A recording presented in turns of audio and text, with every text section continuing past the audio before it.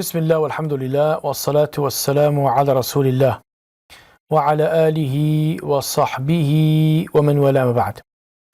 Jamaat al-Muslimin, respected viewers, Assalamu alaikum wa rahmatullahi wa barakatuh. Welcome back to our program Palestine, the Holy Land. And what I would like to go through with you now is basically a list of all the policy documents, papers, commissions that took place during the British Mandate in Palestine. Because basically, in order to really facilitate the mass immigration of so-called Zionist Jews especially from Europe, they needed the cover of an imperial power. This was Theodor Herzl. This was his main aim in the early years of political Zionism. He even approached Abdul Hamid. Abdul Hamid said, I won't give up one hand's breadth of the land which doesn't belong to me. It belongs to the Muslimin. He spoke to the Kaiser. But it was his colleagues in the Zionist movement that eventually got it right to initiate and to employ the services of the British Empire in realizing their goal of the Zionist project. So we have, for example, Herbert Samuel, who in 1915 writes his memorandum. It's called the Herbert Memorandum. You have to look it up and read it, because you cannot understand the Balfour Declaration without reading the Herbert Memorandum. Balfour Declaration is only 67 words. The Herbert Memorandum basically explains what is the crux of the Balfour Declaration. And you had people like Chaim Weizmann. Herbert Samuel was in government. He was the Minister of Health. You have the leader of the World Zionist Congress, Chaim Weizmann. He was a chemist from Russia. You have Nahum Sokolow. You have Moses Gaster. You have Ze'ev Jabotinsky, who starts the revisionist Zionist movement. We did his article, The Iron Wall. We spoke about that. You have Mark Sykes from the British government, who was involved in the Sykes-Picot Agreement. You have all these men coming together during the period 1916, 1917, and they basically do the rough draft of the Balfour Declaration. Balfour actually sends Chaim Weizmann away. When Chaim Weizmann comes to him, he sends him away and basically tells him that you draw up the declaration, and then if it is accepted, then Balfour will get approval from the cabinet, and if he gets the green light from the cabinet, he will sign it. And that declaration, which basically promised to give the land of Palestine as a national home for the Jews. And then after the First World War, when many of the areas captured from the Ottoman Empire, Palestine included, were then divided up. First we had 1919, we had the peace conference in Paris. And then in 1920 was the San Remo conference in Italy. And that was where Palestine was given to the British, although it was only officially, the mandate was only officially announced and recognized in 1922, but it was basically at the San Remo conference that it was decided that Britain would get the mandate. because Britain had now captured Jerusalem and Palestine from the Ottomans. General Allenby marched into Jerusalem on the 11th of December 1917. And the Balfour Declaration had been issued on the 2nd of November 1917. The 2nd of November 1917, then 11th of December, and basically by 1920, Herbert Samuel, who wrote the Herbert Memorandum that led to the Balfour Declaration and helped in the drawing up or the drafting of the Balfour Declaration, he then becomes the High Commissioner to literally go and facilitate and implement the Balfour Declaration. This document that was literally going to set the Zionist project in motion. And when I say the Zionist project, although it had already started with the first Aliyot in 1881, this was now going to open the gates of mass immigration to the Holy Land. And the Palestinians, from the outset, they could see that this was going to be a Nakba for them. It was going to be a catastrophe. Catastrophe upon catastrophe upon catastrophe. So let us just go through a complete chronology of the riots, because that's when the riots started happening. When Palestinians started being displaced because their land was being sold, and the apartheid system of Hebrew labor was implemented, where Palestinians could no longer work the land, even as they had done before when the Zionist agricultural colonies were set up and they were working the land for those Zionists. With Hebrew labor now, they were not even allowed to work the land. They ended up in the cities with no job, no way to feed their families. So let us look at riots, commissions. The commissions were basically set up to investigate the riots, and then policy papers were then basically drafted, making suggestions on how to bring some semblance of peace and harmony within the land. I'm speaking now specifically from the British administrative point of view. I mean, for us as Muslims, it was a disaster that the British were there in the first place. The land had been, had been conquered. The land was now being occupied by a foreign power, been taken away from the Muslimin. We had lost it, just like we lost it to the Crusaders in 1099. So our first document is the Balfour Declaration. But again, you want to understand the Balfour Declaration? Read the Herbert Memorandum. That is issued on November the 2nd, 1917. The issuing authority is the British government.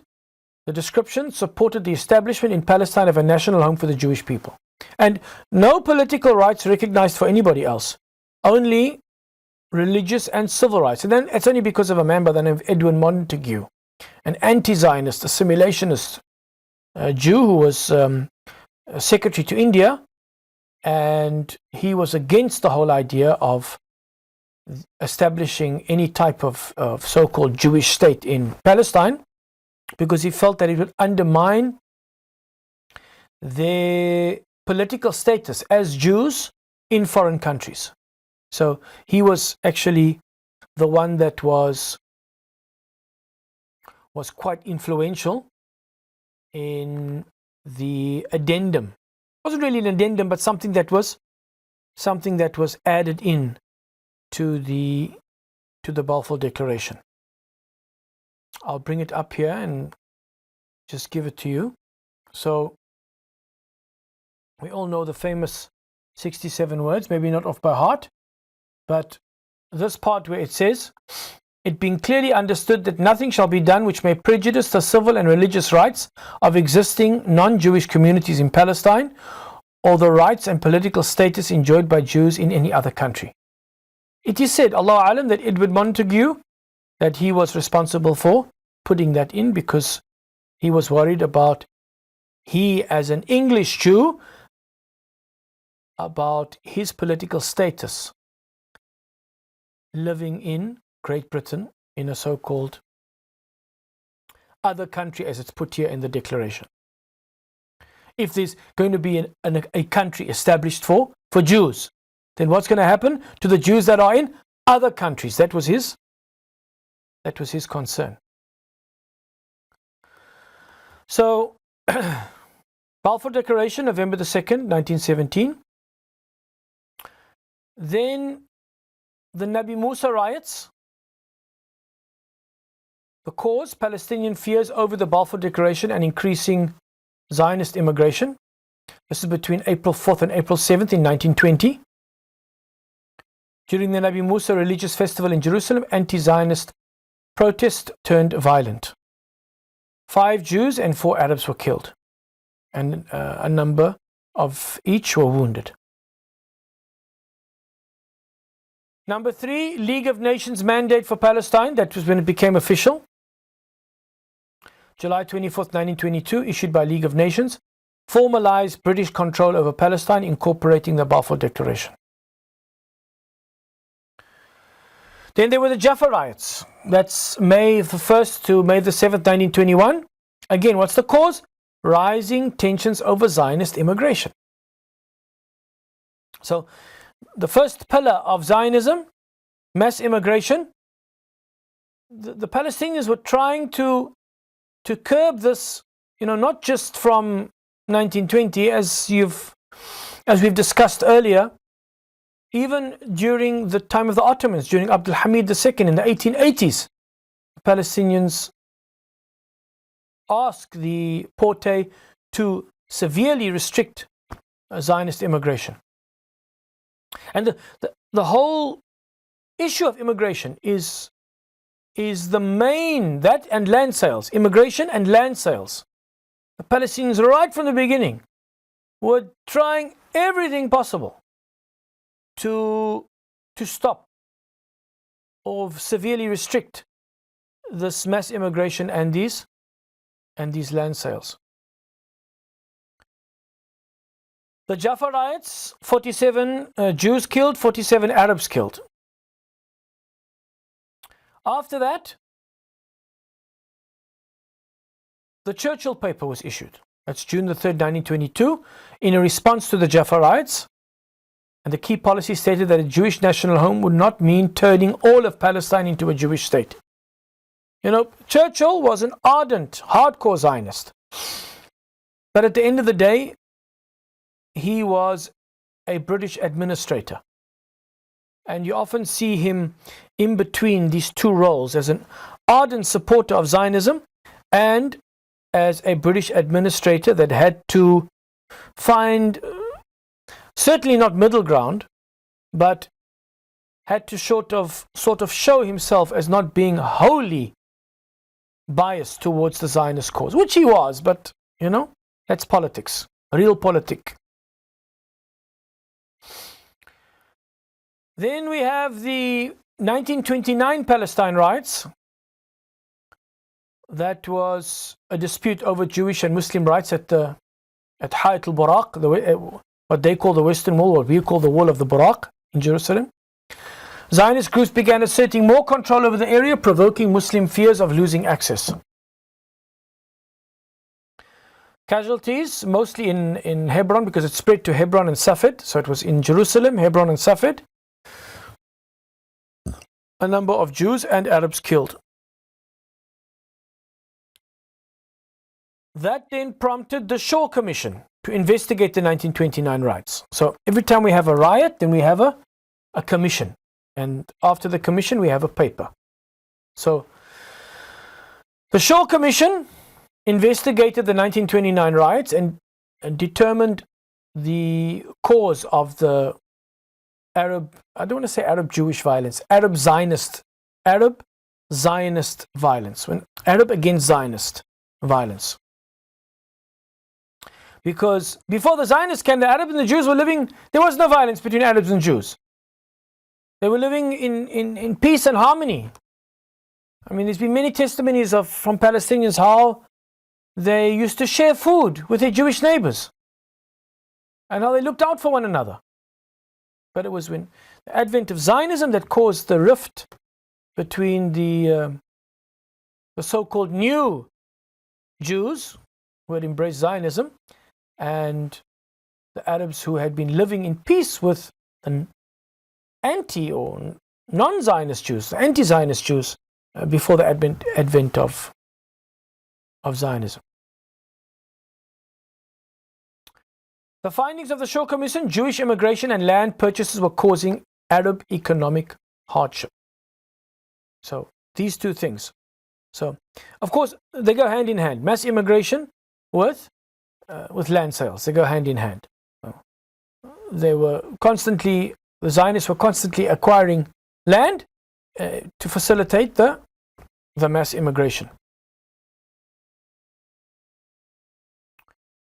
Then the Parsfield White Paper was issued October the 20th, 1930, and this was in a response to the Shaw Commission's findings. Key policy changes: limited Jewish immigration and land purchases, emphasized British obligations to both Arabs and Jews. But shortly after that, that was October 20th, 1930, on the 13th of February 1931, the British Prime Minister MacDonald, he issues a letter to Chaim Weizmann, which basically overturned the restrictions on Jewish immigration and land purchases. Chaim Weizmann actually went to complain to him because of like today, the so-called Jewish lobby, the lobbies that we get in America, AIPAC, and in England, Conservative Friends of Israel and Labour Friends of Israel, that similar type of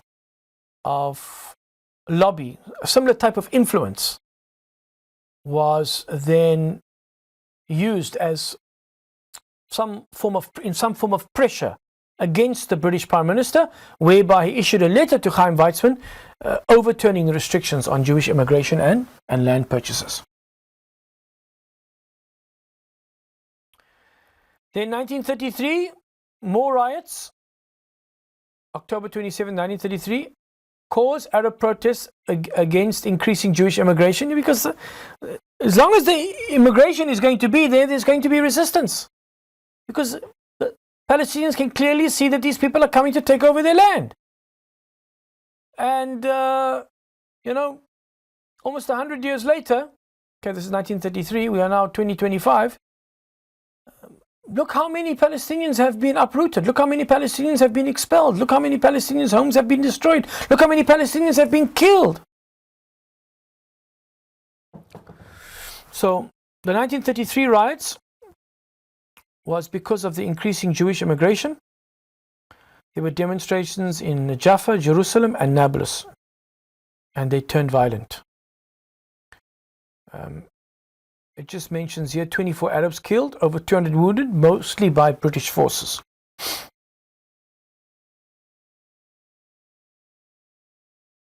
Then we have the Arab revolt breaks out. So 33 there are riots, but no new commissions, no new papers. Then 36 to 39, the Arab revolt. And this was known as the Great Revolt, where the Palestinians literally took up arms and, to the best of their ability, tried to overcome the British administration, the British military. In fact, the British brought about 100,000 auxiliary troops. And they, during those 3 years, 36 to 39, the British literally broke the back of the Palestinian resistance. They literally broke the back of Palestinian resistance. And it started out peacefully. The first phase, 36 to 37, was a general strike by the Palestinian Arabs. The second phase, 37 to 39, was an armed rebellion against British forces and Jewish settlements. This collective punishment was implemented on the Palestinians in a terrible way. whereby even if they found a round of ammunition in a person's home, that home would be demolished. And at the same time, you had people in the British military like Captain Ord Wingate that was literally training the Zionist paramilitaries on how to attack Palestinian villages and how to expel Palestinians from their homes and from their villages. So during the armed rebellion, over 5,000 Arabs were killed, several hundred Jews were killed, and British forces suffered over 500 casualties.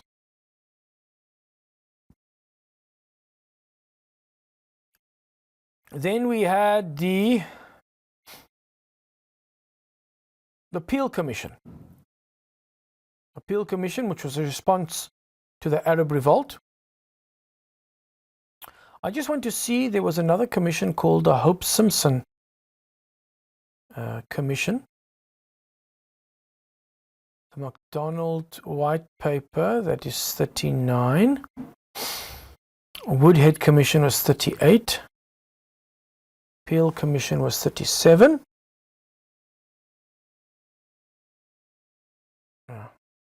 So we've done the Parsfield White Paper was accepting the Shaw Commission's findings and restricting Jewish immigration and land sales, but then the Zionists protested, leading to the MacDonald Letter of 1931. Okay, so as I've given it to you in that order, in 1937 we have the Peel Commission, July the 7th, 1937, and that's to investigate the breakout of the Arab revolt and to propose solutions. Findings: proposed partitioning Palestine into separate Jewish and Arab states. Suggested transferring Arabs out of Jewish areas. So, and this is why the Arabs rejected it entirely. So even though the Jews were going to get 20%, the Arabs 75%, and 5% would be administered by the British. Ben Gurion, in a letter to his son Amos, said that it is only a stepping stone for them to take over the whole of Palestine. He made that quite clear. But the Arabs rejected it because there would be ethnic cleansing of Palestinians in that 20%, which, you know, at that time it was unimaginable that anybody should be forced off their land, chased out of their home, chased out of their villages destroyed, their lives uprooted, generational existence for hundreds of years, if not millennia, on the land, now just to be ended because of a so-called partition plan. This was the first time partition was actually put on the table, was with the Peel Commission. But the Arabs rejected it entirely. The Zionists supported it with changes, but the Arabs rejected it entirely. I see it's time now we've come to the end of our program, but inshallah we'll continue our discussion on the Nakba the next time we are together. I leave you all in the protection of Allah. Wassalamu alaikum wa rahmatullahi wa barakatuh. Bismillah walhamdulillah wassalatu wassalamu ala rasulillah wa ala alihi wa sahbihi wa man wala ma ba'd.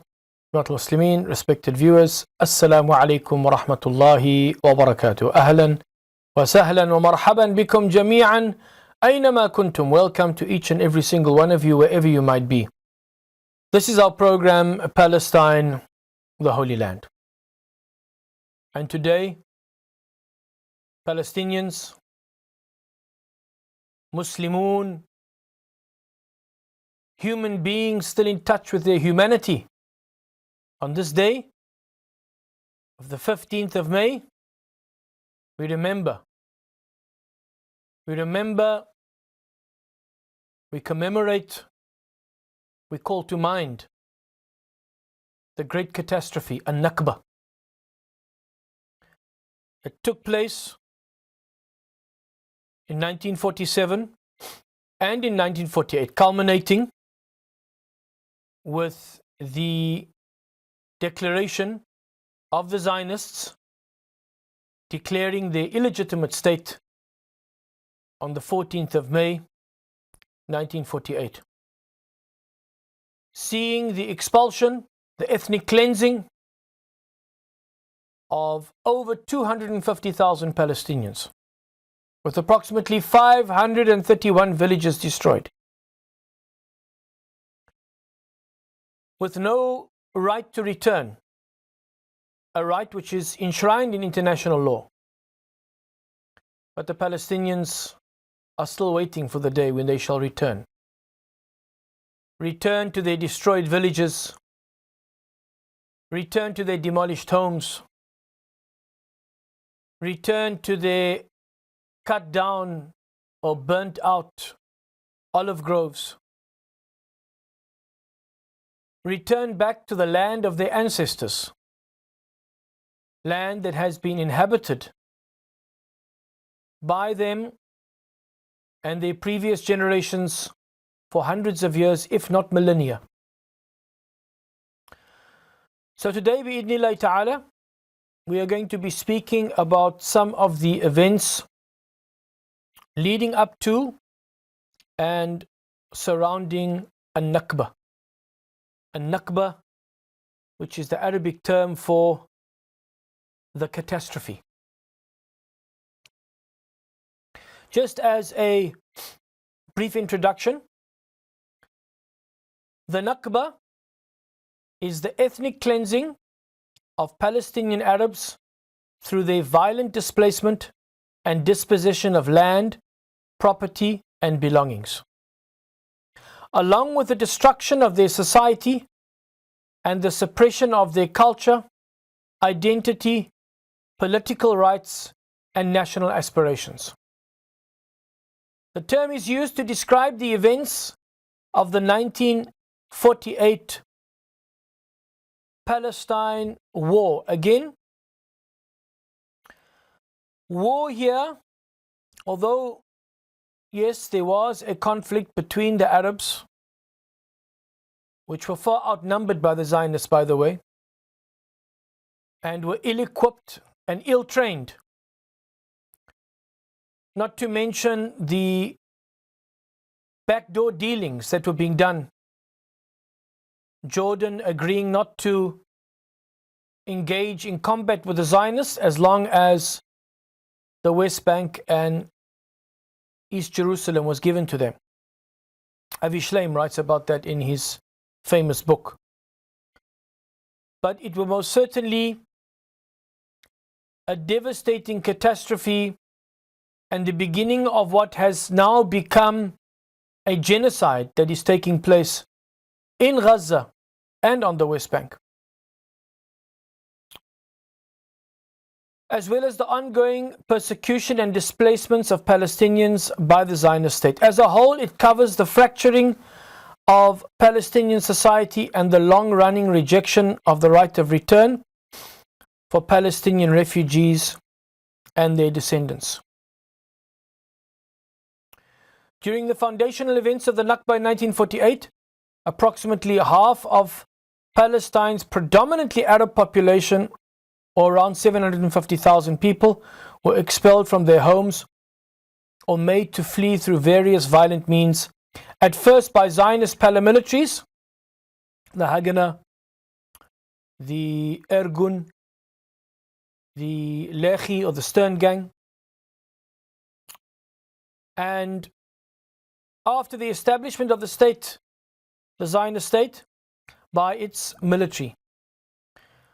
Dozens of massacres targeted Palestinian Arabs, and over 500 Arab majority towns, villages and urban neighborhoods were depopulated and destroyed.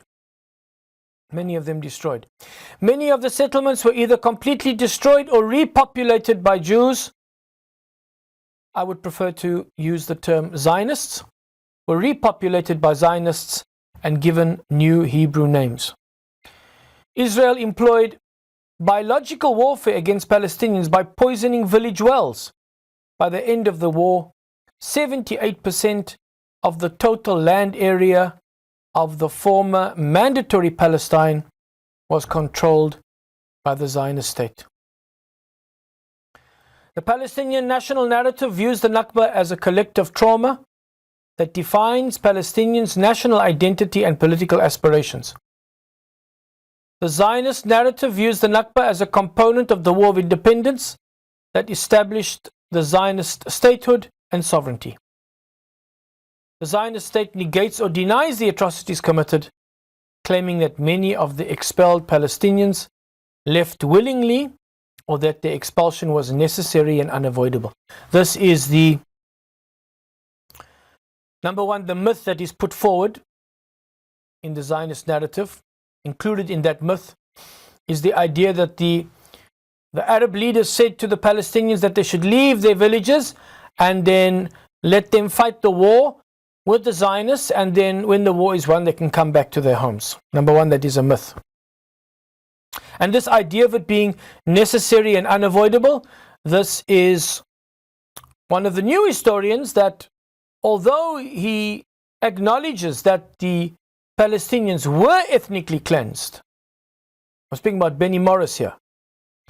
Now, unlike Ilan Pape and Avi Shleim, who are anti-Zionist Jewish historians, Benny Morris is indeed still a Zionist, but also considered one of the new historians, in as much as he acknowledges the ethnic cleansing that took place of the Palestinians in the Nakba. But he says, Benny Morris that is, that it was something that was necessary and unavoidable. Nakba denial has been increasingly challenged since the 1970s in the Zionist state society, particularly by the new historians. I've mentioned three of them: Benny Morris, although he is a Zionist; Ilan Pape, an anti-Zionist; and Avi Shleim, an anti-Zionist. Although the official narrative has not changed, Palestinians observe 15th of May as Nakba Day. That's today, commemorating the war's events one day after the Zionists declared independence. In 1967, following the Six-Day War, another series of Palestinian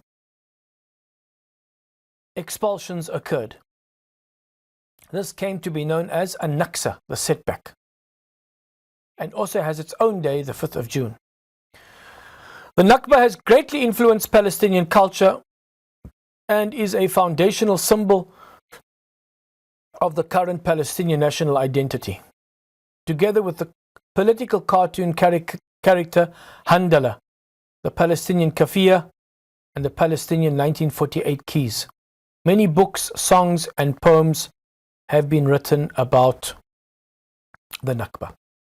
So that I just wanted to share with you as a comprehensive summary of what the Nakba symbolizes and signifies, especially for the Palestinian people, but especially in terms of the bigger picture for us as an ummah, and for all those humanitarians, those human beings in touch with their humanity and are actively engaged in the struggle for the liberation of Palestine and the Palestinians, and to correct the wrongs that were done to them in this catastrophic event known as a Nakba. So inshallah ta'ala, we are going to continue with our discussion. I want to continue from where I left off yesterday. We were speaking again about the two pillars of Zionism. The first one being Aliyot, which in itself is an anachronism. Why? Because Aliyot was ordered by Cyrus the Great, the Persian Achaemenid emperor, a edict that he gave 2,500 years ago. So Aliyot is finished. The remnants of Bani Israel, Bani Yehuda, the Jews that were in Babylon, after they repented Allah subhanahu wa ta'ala allowed them to return and facilitated their return at the hands of Quraysh the Great. And that was the only time that Aliyot is ever mentioned, culminating in the establishment of the Hashmonean dynasty, which also only lasted 77 years, like the Khamamlaka Khame Ukhedet, like the united, what I like to call the United Islamic Kingdom, which was ruled over by Nabiullah Dawood, the Prophet David, peace be upon him, and Nabiullah Sulaiman, alayhi salatu wasalam, and the Muslim Prophet Solomon, peace be upon them both, and on all the prophets and messengers of Almighty God, Allah subhanahu wa ta'ala. So, if you go to the World Zionist Congress webpage, they will openly tell you that the main aim of the Zionist Congress, of the Zionist movement, is Aliyot, is mass immigration. The first two kingdoms that were established, yes, even us as Muslimin believe that they were established by the permission of the Almighty. The first one was established, but when the covenant was broken, Bani Israel was expelled from the land. First in 722 by the Neo-Assyrians, and then 587 by the Neo-Babylonians. After their repentance, they got their redemption and their deliverance, and they were allowed to return back to the land. As we looked at the verses from Surah Al-Isra yesterday, ثُمَّ رَدَدْنَا لَكُمَ الْكَرَّةَ عَلَيْهِمْ وَأَمْدَدْنَاكُمْ بِأَمْوَالٍ وَبَنِينَ وَجَعَلْنَاكُمْ أَكْثَرَ نَفِيرًا. And then we return to you the kingdom over your enemies. In other words, we gave you victory over your enemies and re-established your kingdom for you. And we aided you with wealth and with children and made you even more numerous. أَكْثَرَ نَفِيرًا. And in brackets we can put there, than your previous generations. Because this is exactly the prophecy that Nabi Musa makes in Deuteronomy chapter 30 verse 5, when he prophesies that after breaking the covenant with God, with Allah subhanahu wa ta'ala, that they would be evicted, they would be expelled from the land, but after their repentance they would be allowed to return. But when they broke the covenant for the second time, when they disbelieved in the Messiah, when they tried to kill him, then, and even as Orthodox rabbinical Jews believe up till today, that then they were sent back into exile. And that exile is something divine from which they cannot come out of. That galut, they cannot come out of the galut, they cannot come out of the exile until the Mashiach, until the Messiah comes. Speaking in terms of what they, the Haredim, the Orthodox rabbinical Jews, believe. And in terms of anti-Zionists, we find the most vehemently anti-Zionist Jews from that group of Haredim, mostly from groups like Satmar and Naturekata. Satmar from the Hasidim and Naturekata from the Mitnagdim. And they often quote Ketubot 111, the three oaths, which is taken from the Song of Songs, Shiha Sharim, and what is explained is that there are three oaths that they have taken. The first one, that will never go back up like a wall. In other words, they'll never force their way back to the Holy Land. And number two, that they will live in obedience to the rulers wherever they are living in the world. They will not rebel against the leaders. And the third one is that the places where they are living, they should not be overtly suppressed or persecuted by those people. And they still believe that it is not permissible for them to go back to the land and to establish a state or a kingdom. So Zionism in itself, which stands in complete contrast to the Judaism of exile, as attested to by Nachman Sirkin, who said that this new Judaism, Zionist Judaism, what he calls Zionist Judaism, uproots religious Judaism in a stronger way than reform or assimilation. And that it'll be elevated, when he wrote this, the end of the 19th century, and that this Zionism will be elevated to the status of a religion. And so what we see from this new religion of Zionism are these two pillars. The out-of-date, anachronistic term, aliyot, being used again, which really starts in 1881, with the setting up of these agricultural Zionist colonies, mostly sponsored by the likes of Edmund de Rothschild.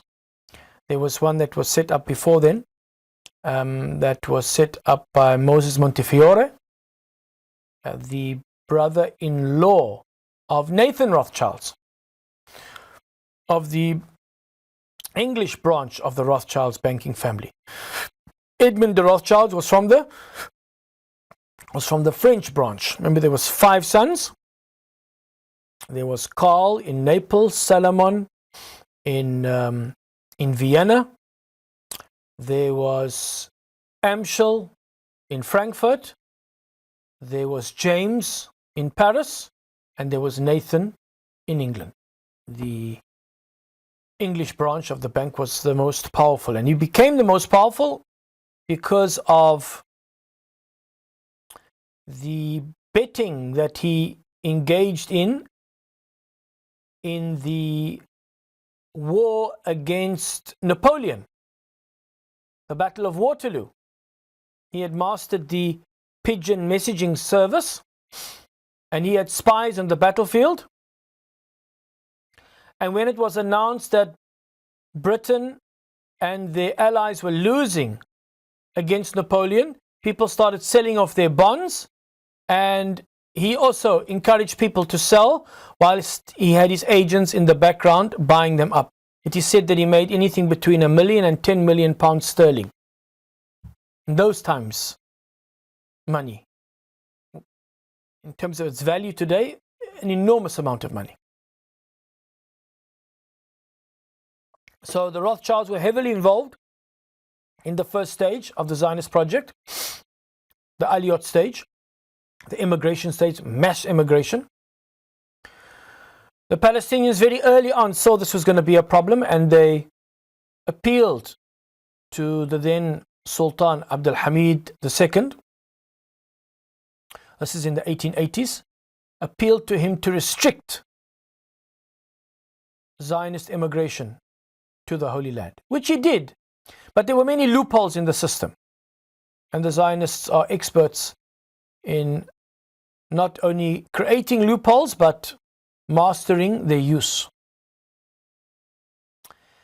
And this carried on. The first Aliyot was from 1881 until 1904. Many Zionist settlements were set up. Initially, the Palestinians were the labor force. But then with the second Aliyot from 1904 to 1914, with the advent of the expansion or the rise of the so-called socialists and labor Zionists, they started implementing what they called Hebrew labor, where only Zionists could work on the farms. Only Zionists could work on the farms and not Palestinians. So Palestinians found themselves, especially when the absentee landlords started selling off the land, the Sarsuk family, the Khoury family, Nashashibi, and many others, but mostly families from Lebanon and Syria. There were a few families in Palestine that sold very small pockets of land. That is not to justify it, but eventually a fatwa was issued. And one can say quite safely that Palestinians on the whole adhere to that fatwa, that it is haram, when the fatwa was issued, that it is haram to sell land to the Zionists. Then we have the sale of Marj ibn Amir, which caused the displacement of thousands of Palestinians in the Jezreel Valley. That was sold by the Sarsuk family, a Greek Orthodox family, which actually traced their ancestors back to Constantinople, who left Constantinople when it was conquered by the Muslims in 1453. Muhammad al-Fatih and his army. And the Sarsuks went and they lived in Byblos, which today is Trablus, Byblos in Lebanon. And then in the 1900s they moved to Beirut. They were a banking family. They were a family that owned casinos. They set up the first casinos in Lebanon. Three of the Sarsuk sons got heavily involved in gambling debt, and in order to get out of that debt, they sold Marj ibn Amir, which saw the displacement and the expulsion from their land. 60,000 or 12,000 Palestinian families, they say. 12,000 Palestinian families, roughly 60,000 Palestinians, from the most fertile land in the whole of Palestine. So, very early on, the Palestinians could see that this first stage, speaking about the first stage of the Zionist project, which is immigration, was going to be devastating for them. And the Nakba, as I mentioned yesterday, and inshallah we're going to go into a little bit more detail about that today, the Nakba basically ushers in the second stage of the Zionist project, which is what the early Zionist leaders called transfer. Transfer, a nice name for ethnic cleansing, a nice name for expulsion, a nice name for attempting to literally destroy the very identity of a people by removing them from their land. Because if the people are no longer in Palestine and connected to the land, then how can they be even Palestinians? And this is what is the essence of genocide, destroying a people in part or in whole. And that is why Golda Meir, who contradicted herself, she said that when she was living in the Holy Land, I think she was even born in Palestine, that she was a Palestinian. But sometime later she said there's no such thing as a Palestinian. Because that is the ultimate goal, that is the ultimate aim, is to destroy the Palestinians as a people, to sever them from the land, and that after X amount of generations, to sever them from that very identity of being of that land, of being people of Palestine, of being Palestinians. Let us go for a short break and we'll be back thereafter bi-idhnillahi ta'ala. Wassalamu alaikum wa rahmatullahi wa barakatuh.